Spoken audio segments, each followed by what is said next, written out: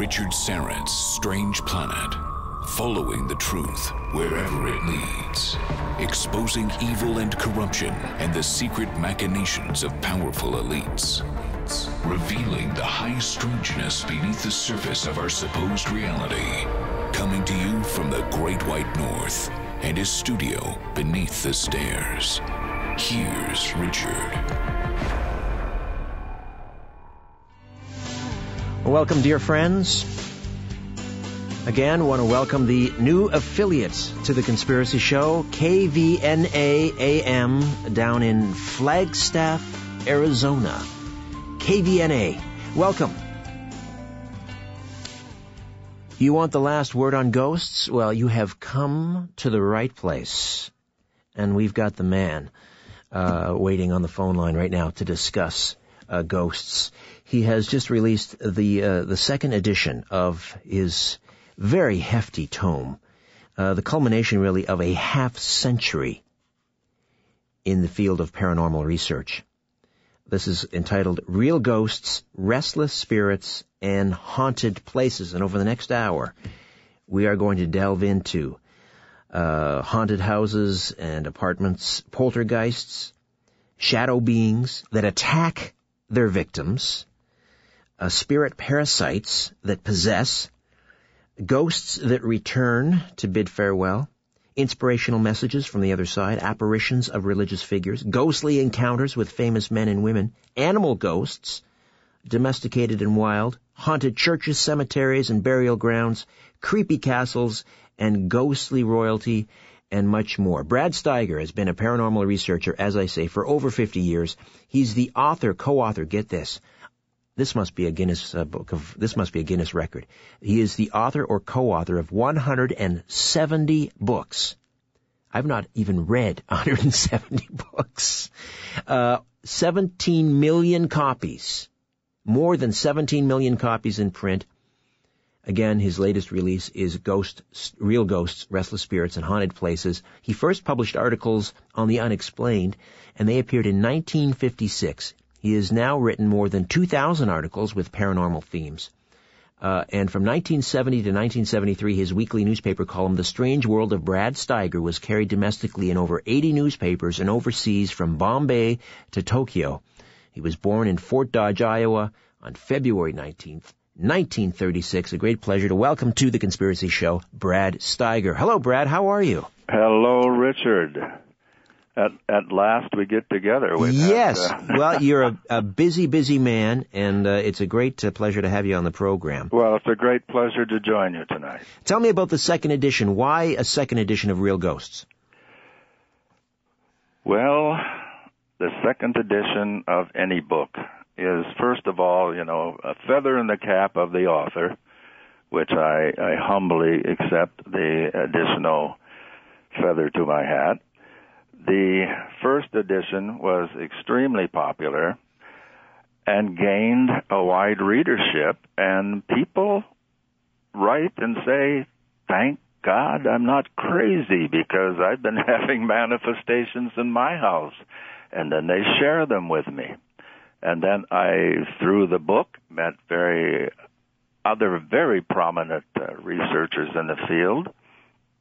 So when the publisher said, I think it's time we do a second edition, I went through the now, prodigious files, especially after 50 years, and gaining new material from this book, and invited a number of other researchers whom I respect to send some of their favorite cases. And I think we turned out just, a fabulous book. People say, if you want to find out about ghosts, this is the place. And I really appreciate that. I appreciate the accolades from the readers and the people who have responded to it. And, no matter how frightening a ghost encounter is, it does tell us something very important. There is something within us, Richard, that does survive death. No matter how scary some of these are, and some are very positive, some are beautiful. As one, and I was quite surprised, one scholarly review said this was a book that at the same time might run chills up your back on one page, the next one will bring tears to your eyes, because some of these stories where the loved one returns, are very moving, and they are very convincing. There's a lot of parallels between the UFO field and ghosts. And what I mean by that is, there was a UN report that came out a few years ago. 150 million people have seen a UFO. So the odds are, if you're in a room with somebody, they've seen one, or they know someone who's seen one, and it's the same with ghosts. Right. But people, they don't want to come forward. They're waiting for an invitation to talk about it. Is that what you found when researching this book, that people, you have to pull it out of them? Well, let me give you a good example, Richard. I'm asked from time to time to speak at Parents Without Partners groups. And I will ask, and then the first time I wasn't really, expecting a great response from this question, but I ask, how many of you do feel that you have made contact with your deceased spouse? And nearly every hand goes up in the room every time. Now, I think that's very, very representative of what it means to be human. We know since we're children that I think we're hardwired to accept that we have a potential that we may not realize, and that we have a capacity that we may not always use, and that there is something within us that does survive physical death. Now, I know the cynic will say, yes, this is grief, this is mourning, this is a desire to remain in contact with the deceased one. Who can say if in some cases that's not true? But others tell stories about an insurance policy that they didn't know their husband had. And he appears and tells her where to find this policy, which he had hidden, not in the bank, but behind a loose brick in the basement. And there it is, and providing just the money that she needed before she lost the house. Now, those kinds of stories, I admit they sound like they're, from a television scenario, but they're true. They happen to people. And there are some very well-documented cases of loved ones that have come back and said where the deed was, where the various papers were, or where something significant to the spouse could be found. I suppose the cynic would say maybe on some level of consciousness, the spouse maybe saw him hide it or had an awareness, but they say no. So in those cases, you have to take them at their word, and they have demonstrable evidence that contact was made. Brad, were you in the beginning? I mean, you've been at this for over half a century. Did you go into this field as a skeptic? No. I grew up in a home that was haunted, and it had been. I'm a son of the soil. I'm a farm boy, and this old farmhouse had been a stagecoach stop in years gone by, and the house had been built on the site using a lot of the lumber of the old stagecoach stop. So my sister and I were continually awakened at night by men and women walking through our bedrooms, and from time to time they would stop and look at us, which is very eerie feeling. Most of them would just pass through like we're witnessing a movie. And, of course, we're going back to 1940 and 41 now, so there wasn't television in the house, but it was like a movie. They were just walking through with a kind of glow.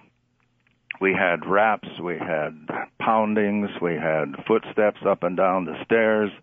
We had the sound of horses and a carriage being driven down. Many nights we'd all get out of bed to see if this time it was really someone in horse and carriages, but always it was just that same sound and that same. So in a sense, that didn't prepare me. You're saying, well, you're very well prepared. In a sense, though, Richard, and this was really a shock to me, none of these manifestations as a child, I mean, once you grow used to them, once you accept their reality, and you learn not to talk too much about it because other people may not be having those same manifestations in their homes or near their homes, but they were non-threatening. When I went out and began earnestly researching various homes, I again expected to see primarily what I call psychic residue, just psychic impressions somehow impressed in an environment and then activated at certain times, and then you watch it. You can't interact any more than you can act with the figures on a movie or television screen. And this entity has no consciousness. It's just in perpetual replay. Exactly. So when I encountered entities that, in my arrogance, I had angered and did such things as lifting all of our research group in the air and then dropping us, or in one case, when the whatever it was kept trying to lock me, close the door, in a room where a series of violent, horrible murders had taken place in family after family. I mean, this house was cursed. There was in each case, the husband shot the wife with a shotgun. 3 times in the basement, another murder took place in the garage. And this house was really cursed. Really, it sat empty most of the time, and it should have sat empty all the time. But at any rate, when I was investigating one of the murder's rooms, the door kept trying to close, even with my 2 friends, both 200 and some pounds, trying to keep it open.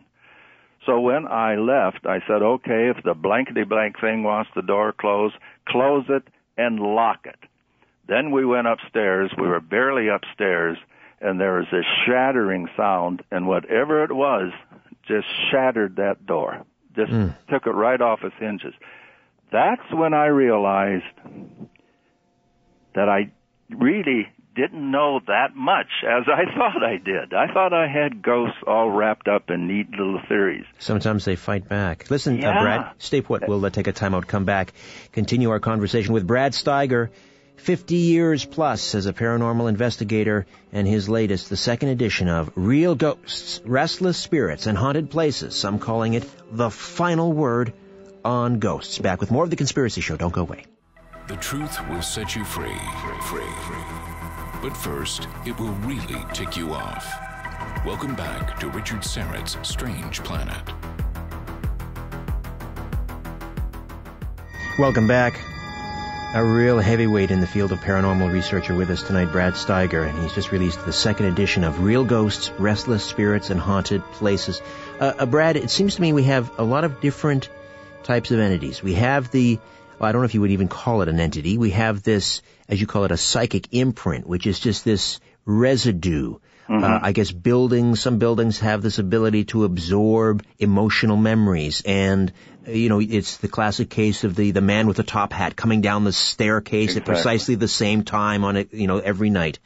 These things have no consciousness. We can't interact with them. And then we have these encounters with these benevolent, almost angelic beings. It may be a loved one who's passed on. And then the ones that you just described, these malevolent entities. So, do you have a handle on, where these things come from? What are they? I mean, are the benevolent ones just people that were badass individuals when they walked this earthly plane, or what are they?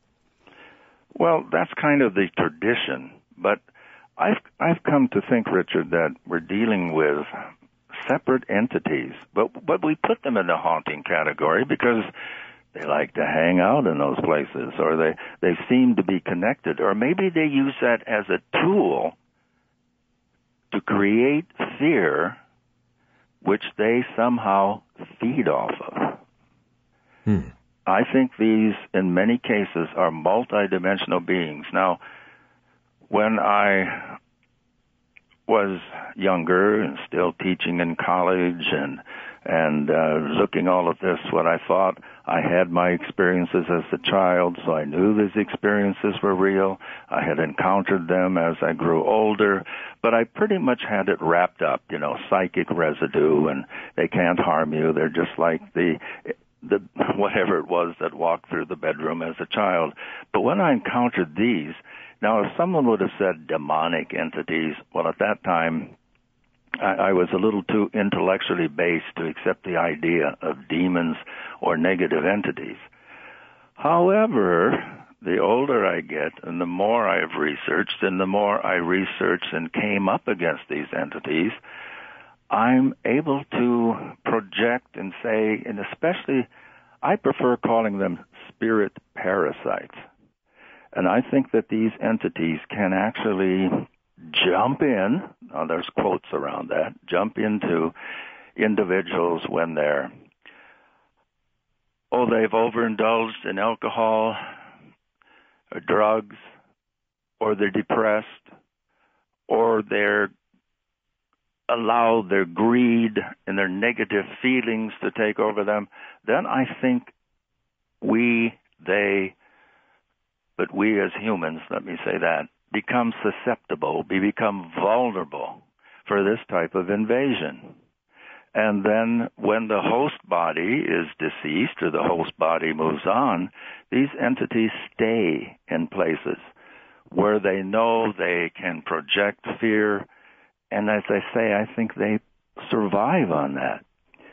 Now, we also have cases, and this time of year, every newspaper in every city is talking about the phantom nun or the phantom dog or the phantom woman in white that's seen on such and such a road because it's Halloween.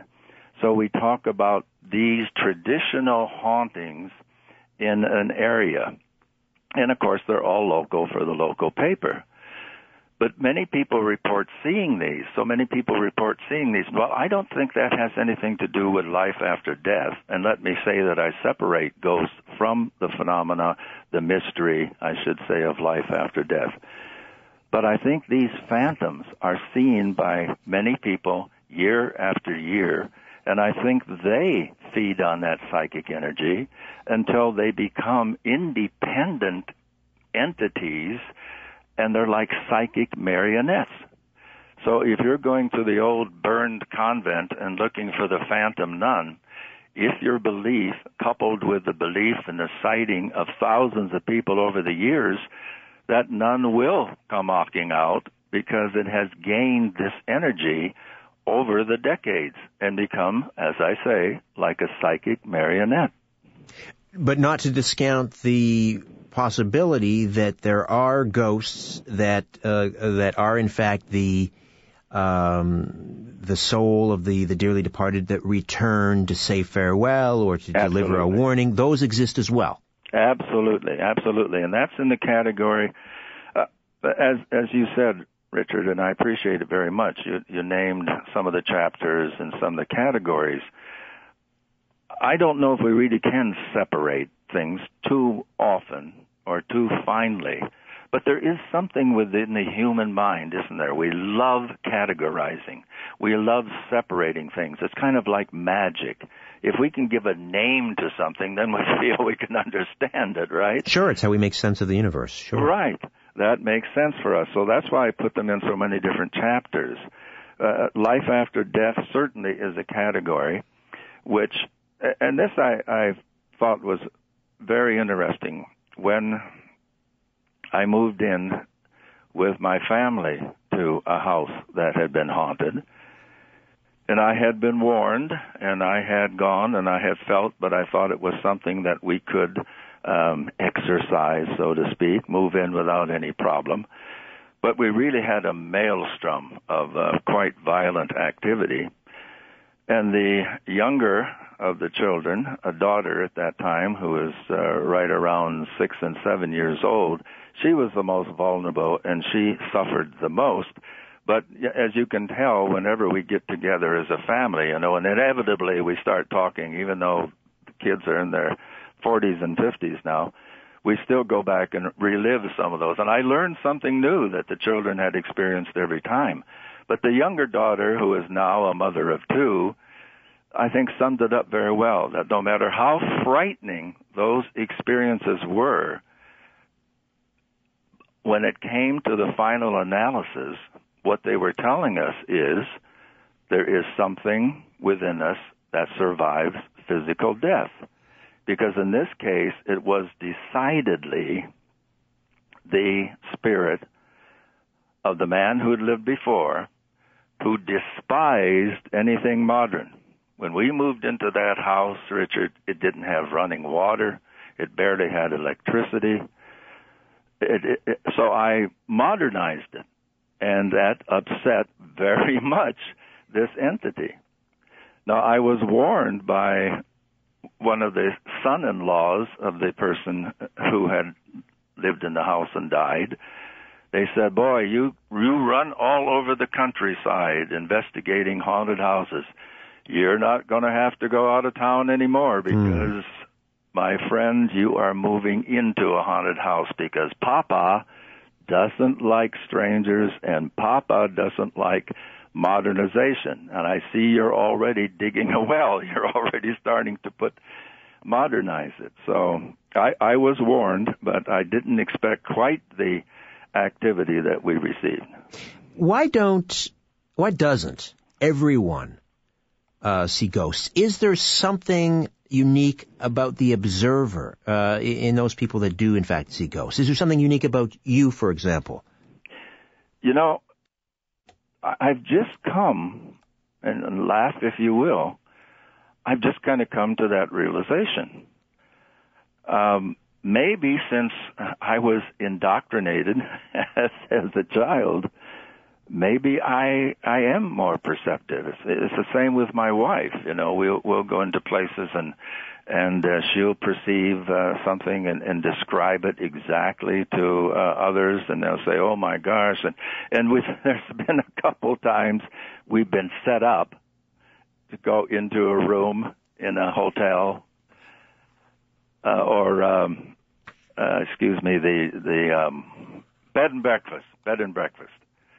Huge mansion, bed and breakfast. It was really incredible. Each room was made up like a different country. It was just phenomenal. And we were set up in that time to have a particular bedroom. And, of course, it performed for us that night. Sherry kept telling me, "What's wrong? Why are you up walking around?" I said, "I'm walking around. I'm trying to sleep, but I just saw you. You're sitting in the chair. You were holding your head. Is there something wrong?" And I said, "The only thing wrong is you won't let me sleep." But she was perceiving this man walking back and forth, pacing the room. And then when she tried to settle down, she felt a hand clasping hers, and she thought it was mine.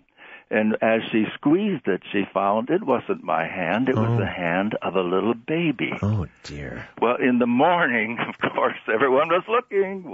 Anything happened last night? We were going to lecture that day. So because Sherry had been up half the night, she said, "You go to breakfast. I need to meditate." So they're all looking at me, and I said, the things that we had perceived. Well, the original owner of this mansion, that was the master bedroom, and his wife had died in childbirth. He had been pacing all night and, by his wife's bedside, but she, again, the baby's hand, it's just, maybe Sherry and I, maybe ghosts like us. Maybe that's why we perceive.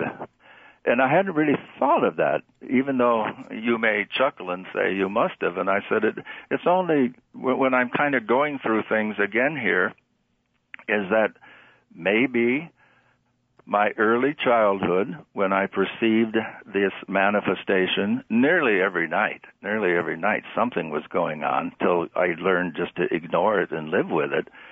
Maybe certain people are more susceptible, if you want to say that, to seeing ghosts. some people, because they are so involved with their life, so involved with concerns and problems and dealing with harsh reality. But then again, I've had skeptics, total skeptics, come with me and, become instant converts when they saw something they couldn't explain, when they saw the full body manifestation, the materialization. I mean, that tends to kind of wipe away skepticism. Brad Steiger with us here on The Conspiracy Show, the second edition just out. Real Ghosts, Restless Spirits, and Haunted Places. There are some amazing photographs in this book, Brad. Mm-hmm. A photo taken after a 1995 fire at Wem Town Hall in Britain. And in the picture is this young girl who obviously wasn't, or supposedly wasn't there when the picture was taken. Right. And in 1677, a fire started by a young girl destroyed the original building. And there are a number of a little baby sitting on a tombstone in a cemetery. The picture of the baby, that was the deceased child. A woman sitting on a bench in Bachelor's Grove, a cemetery in Chicago. She wasn't sitting there when the photograph was taken. Amazing, chilling photographs. The skeptic would say, well, in this age of Photoshop, how Right. can you, how do you investigate these photos? How do you gauge whether they're the real deal? Well, I send them to a photo lab where the people, have no particular axe to grind. And then I send it to another photo lab where the individual would love to find that they're authentic, but is even harsher on them than the other laboratory because of the painstaking devotion that he's made to psychical research over the years. We try to do the best. Now, again, orbs, we get hundreds of orbs photographs, and probably after this interview I'll get more. And I don't mean to be harsh, but most of these are dust motes, droplets of water, even insects, that somehow capture the lens. Now, the true orb, because I've witnessed them on many occasions, they're not just floating. And most of the people say, and I saw nothing, but when the film was developed, there was the orb. Well, that's kind of your first clue. Orbs, when you see the authentic, genuine thing, they're moving. They're darting around. They're coming toward you. They're going up in the ceiling. I've had an automobile where they come right at the car when I'm driving and go right through the car and keep on going. So that's an orb, which I have both described in the book. Another thing about the second edition, I have to say, Richard, is that in the first edition, I had a number of cases that either I had investigated or others, and now, 20, 30 years later, I hear from the children. I hear from the children to say, that sounds like our house. I remember when someone came and I had to leave the house and go to the neighbors. And, sure enough. And this person then, in this particular case, provided me with a diary that her mother had kept of the haunting experience, which is invaluable to me as a researcher. Let's take a time out. Sorry, Brad, let me just jump in. Music's creeping up. Okay. And we'll take a time out. Back with Brad Steiger, the final word on ghosts here on The Conspiracy Show. Don't go away. This is Richard Syrett's Strange Planet. Follow Richard on Twitter @Richard Syrett. For show information, visit the website strangeplanet.ca. And welcome back. Brad Steiger with us, a giant in the field of paranormal research, and his latest, Real Ghosts, Restless Spirits, and Haunted Places, now in its second edition. Brad, I began the conversation talking about the similarities I find between ufology and ghosts, the study of ghosts. And that is, within the ufology field, there is this divide. You have one camp that says, E.T. friendly, here to save mankind from himself. And then you have the other camp that says it's a deception, they're demonic, they do not have our best interests in mind. And then within the ghost field, there are those as well who believe that, there is a deception going on, that's not your Uncle Tom who's come back from the grave to warn you or to say goodbye. It's a deception. What are your thoughts on that? Well, one has to always be aware of the cosmic tricksters, as I call them. Especially, and I say this now, with love, because I know many, many wonderful mediums. And then there are some who perhaps are more interested in having their palms crossed with silver.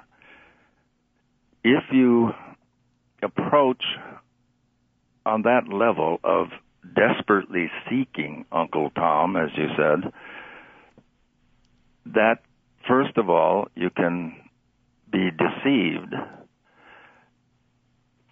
Secondly, if you pursue it, if you decide to get a Ouija board and you're going to make contact yourself, you may indeed make contact with an entity that identifies itself as your Uncle Tom, but is indeed rather a trickster and will lead you down a very convoluted path that could eventually lead to illness, nervous breakdown, and a wide variety of negative responses.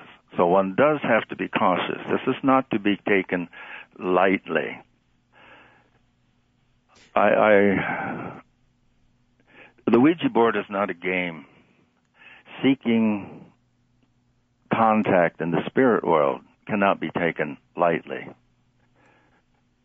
I have dealt with, especially when I was near the college campus and would work in my office late at night, often there'd be a knock at the door at midnight or whatever. A group of girls from the dorm had been working a Ouija board, and it started out wonderfully. We're doing research. An entity came through, and we gave a name, and we looked it up, and he actually had lived here. And then we found out this, and we found out that. And then all of a sudden, just when they were really captivated, the entity became vulgar, became obscene, became everything you would not want to have happen when your little mini seance. The kids who, after the football game on Friday night, say, let's go look at the old haunted Hankins place, or let's go to my room, let's go back to my home and go up to my room and we'll work the Ouija board. That really is not the proper way of psychical research. We have a two-edged sword in the media right now. We have an endless, I don't know how many there are, shows of paranormal activity, and they're on so many of the cable channels. Now, this has opened up a greater receptivity on the part of the general audience. That's true. But it's also presented ghost hunting as you go to a dark place at night and you shine a light, and you have all kinds of fancy electronic equipment, and then you walk through the house saying, I think something touched me. I think something touched me. What's that over there? And it looks kind of romantic in one sense. It looks kind of exciting. But unfortunately, on these shows, we never really see any resolution. We never really see an entity being brought home to rest or brought to the next dimension or brought to the next level. So one does have to be cautious. I always put up red flags. But no, in the UFO field, in which I, as you probably know, have written 24 books in that area, and way back in the 60s, I became really fascinated with the contactee movement. And after I had sat with numerous contactees across the United States and Canada, all the provinces of Canada, they're everywhere, people who claim contact. And I saw the entity that was communicating was saying essentially the same things, whether he claimed to be Munka from Mars or from Alpha Centauri or wherever. They were saying essentially the same things that I heard spirit mediums channeling from their guides, their spirit guides, saying in spiritualist camps. Oh, let's delve into that a little bit further when we come back. Brad Steiger, the final word on ghosts here on The Conspiracy Show. My name is Richard Serrett. The truth goes through 3 stages. First, it is ridiculed. Second, it is violently opposed. Third, it is accepted as self-evident. You're listening to Richard Serrett's Strange Planet. Brad Steiger with us. Well, it seems to be what you're suggesting is there is an underlying explanation for many paranormal phenomena. One, perhaps, explanation that might explain shadow people, the old hag syndrome, alien abductions, that there's some common denominator here. Well, I was saying specifically with the UFO phenomena, again, no way am I saying there is not extraterrestrial life somewhere. I'm not saying that it isn't possible that we've been visited. But what I have come to conclude, and a number of researchers have agreed and begun to pursue it on their own, is the concept that what we're dealing with, Richard, is an earthly phenomena that has been with us ever since and before we stood upright, and may even had a role in our evolution. But it's earthbound.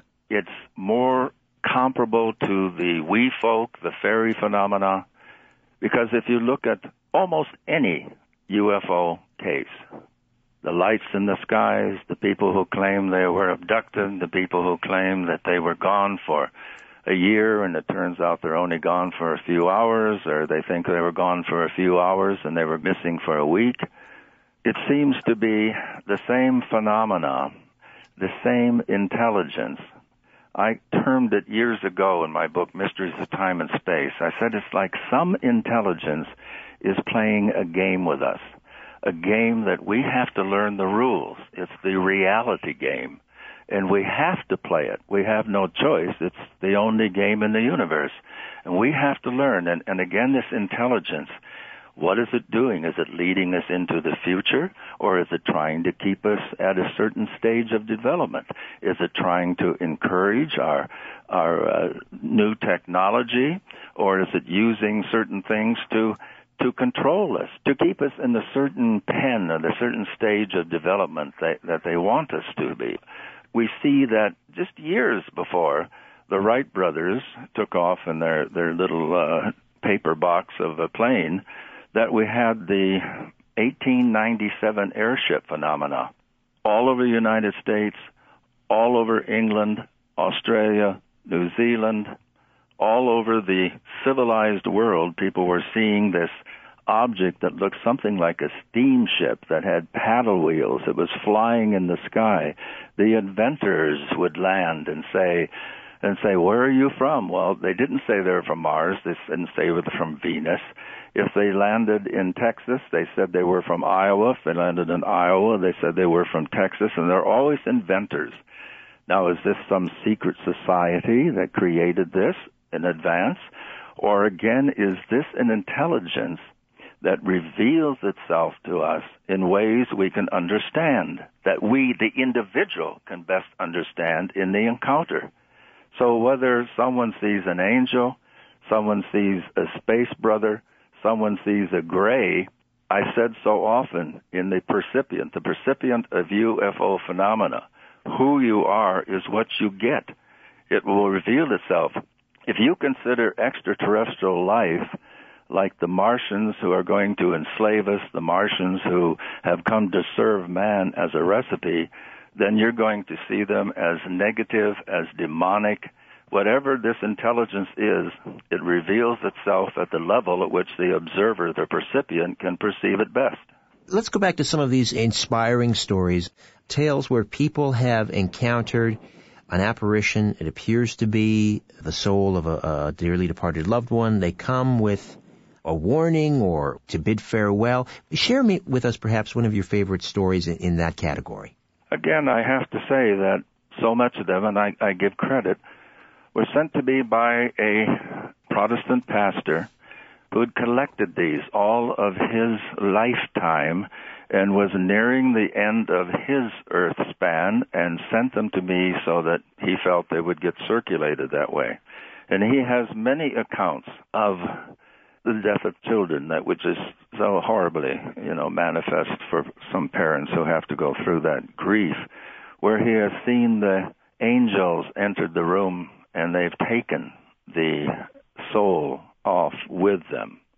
There have been, and that's the same accounts of individuals who had, I think this is very interesting, they had been taken on a preview trip, if you will, to heaven before they themselves passed. And I have a number of those in the book. Sometimes with a very elderly person, sometimes very young person, who testifies before they make the final transition that they are at peace, they are comforted by having taken this astral journey to the other side, met their loved ones, saw their friends, they even saw pets. They saw a dog that had passed years before. So they were assured that the next level would be one of comfort, would be one of joy. And there are a number of those, and you have to marvel, is this a fantasy device of the human mind? But again, the testimony and the peace that it delivered. I guess as a pragmatist, you have to say whatever it was, it allowed that person to go to the next level of the great mystery with a positive approach, with a peace that passes all human understanding. You mentioned that a lot of these stories were passed on to you by a man of the cloth. Yeah. I always found it ironic that many of these types of stories perhaps provide some of the greatest evidence for a life after death, which is, one of the central messages of religion, and yet it is often organized religion which is stifling this kind of conversation. That has baffled me all of my life. I had a near-death experience when I was 11, and I was taken to a place and I was shown things, and in a sense, now please understand me, don't think this is rapid ego, but for a moment I saw, at least on my level of understanding, I saw the meaning of life. However you want to play a trumpet in the back of that or make a Monty Python joke. But I saw, now I can't tell you it now, I can't repeat it, I just know for a minute I had that illumination. I felt, and both Sherry and I come from an evangelistic background, so I returned convinced that what I had been told by friends and family that I was destined for the ministry, I was convinced, this would be, I have seen, and I'm going to start collecting proof. I'm going to research life after death and have proof that what they're preaching from the pulpit, I can say when I'm up there, I've seen, I've talked to others, here's proof. Well, what I found was being called a child of Satan, being called insane, being called all those things that broke my heart. And now, of course, I'm pursuing this, certainly belief in the great mystery, belief in the wonders of the universe, but not pursuing it from an organization with those kind of boundaries on belief. Yeah, indeed. It is ironic, as you pointed out. Incredibly ironic. Yeah. This is proof. Psychical research is offering proof. Although on the other side, we have the Catholic Church, traditionally a very obviously conservative institution, and yet of late, this sort of speaks to the other side in some of the categories you cover in terms of the dark side of some of these hauntings. The Catholic Church now is starting to open up a little bit about, they're talking publicly about their need to recruit more exorcists. They're talking about updating, the training methods. Recently it came to light that Pope John Paul II had performed an exorcism in St. Peter's Square unsuccessfully. Right. What do you make of that? Well, I think this is, again, a coming out of something that's been happening for years. I should mention that at one time, and I don't know if it's still going or not, I have to be honest and admit that. I should have kept up. That's my responsibility. But I used to speak regularly at a group called Spiritual Frontiers Fellowship. And that was composed of clergy people from all of the different denominations. And they were extremely open to this. So one should never make all the statements, should one? One should always say it's not everyone, it's not every member of the cloth that has this antipathy. After all, I received that incredible collection from a clergyman. So we have to recognize that many, and I get many letters today. So again, I'm not painting and saying they're all. The Roman Catholics have always, in a sense, been more tolerant toward visions, to apparitions, and I think because of a demand for a changing clergy, people in the various denominations are beginning to be more open, more tolerant toward this field. Brad, what do you make of electronic voice phenomenon? Do you believe that it's possible to capture spirit voice on an audio recording device? I suppose it's possible. I have to be careful here because I have good friends who put a great deal of stock in that phenomena. I have written little essays for their publications saying I'm really somewhat skeptical. The ones I think I have only heard a few. I spoke several years ago at an international conference of voice phenomena. Scientists literally from all of Europe and the United States. And I heard some that were quite convincing, and I heard some that for the life of me, all I could hear was, the scratching of a needle or static. But I have heard a few, and I think it's possible. What I kind of stand a bit back from is when I look at some of these programs and they're saying, is anyone here? Then they hold up the tape recorder. I don't think it works quite that way. And in fact, I think there's a mechanism that can be against it, because I think of all the times at which we had recordings going and all of our voices there, and even though we all heard the spirit voice, it just didn't pick up on tape. So I'm not saying, that's not a law because I said it either, but I am somewhat skeptical of the EVP phenomena. What's up next for you, Brad? I'm sure you have several books in the works. What can we expect next? Yes, Sherry and I are working on Real Encounters, which will deal with people's personal contact and interaction with encounters with UFOs, with wee people, with poltergeists, with, shadow people, with the entire range of this field, people who have had dramatic, incredible accounts. And then we're trying very much to theorize, to answer, to say how much is our own psyche, how much is an external stimulus or psyche, and does it take one and one to make two, or are these independent interactions going on all the time? Brad, congratulations on the second edition of Real Ghosts, Restless Spirits, and Haunted Places, and thanks for your time tonight. Thank you very much, Richard. I've enjoyed it. Brad Steiger. My thanks to Tim Spreen. Coming up in the very near future on this program, we'll talk to a woman who will tell us all about this miracle maker, this incredible healer down in Brazil known as John of God. And we'll also talk to Marshall Barnes, who's rewriting the rules on time travel and says he's very close to completing work on an actual working time machine. Until then, don't be afraid. There's nothing concealed that won't be revealed and nothing hidden that won't be made known. What you hear in the dark, speak in the light. What I say in a whisper, proclaim from the housetops. Move over, Aphrodite. I'm coming home.